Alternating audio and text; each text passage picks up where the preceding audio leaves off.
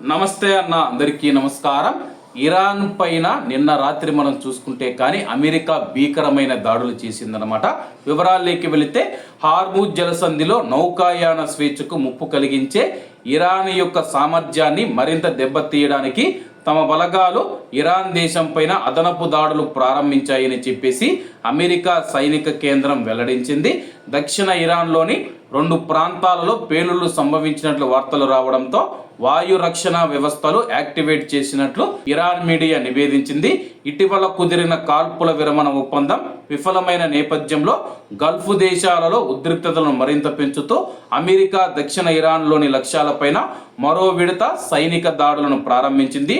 వ్యూహాత్మకంగా ముఖ్యమైన హార్ముజ్ జలసంధి సమీప ప్రాంతంలో దేశ దక్షిణ తీరం వెంబడి 2 చోట్ల పేలుళ్లు సంభవించిన తర్వాత వాయు రక్షణ వ్యవస్థలను యాక్టివేట్ చేసినట్లు ఇరాన్ మీడియా నివేదించింది. అమెరికా సైన్యం కొత్త దశ కార్యకలాపాలను ధృవీకరించిన కొద్దిసేపటికే ఈ నివేదికలు వచ్చాయి.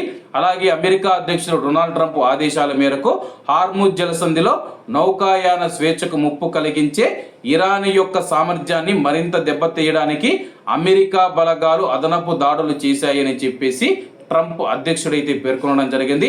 ప్రపంచంలోనే అత్యంత రద్దీగా ఉండే సముద్ర ఇంధన మార్గాలలో ఒకటైన వాణిజ్య నౌకను లక్ష్యం చేసుకొని ఇటీవల జరిగిన దాడుల వెనక ఇరాన్ ఉందని చెప్పి అమెరికా ఆరోపించిన నేపథ్యంలో ఈ ఆపరేషన్ జరిగింది. ఇరాన్ తన ప్రస్తుత పందాను కొనసాగిస్తే తదుపరి సైనిక చర్యలు చేపట్టవచ్చని ప్రకటిస్తూ అధ్యక్షుడు ట్రంప్ ఇరాన్కు మరొకసారి హెచ్చరిక చేశారు. దౌత్య ప్రయత్నాలు విఫలమైతే సైనిక మార్గాలను అనుసరించడానికి అమెరికా సిద్ధంగా ఉందని, ఒప్పందం లేకుండానే ఇరాన్ను అనురహితం చేయడానికి అమెరికా సిద్ధంగా ఉందని చెప్పేసి అమెరికా అధ్యక్షుడు తెలిపాడనమాట. మరి ఇరాన్ ఏ విధంగా స్పందిస్తుందో వేచి చూడాల్సి ఉంది.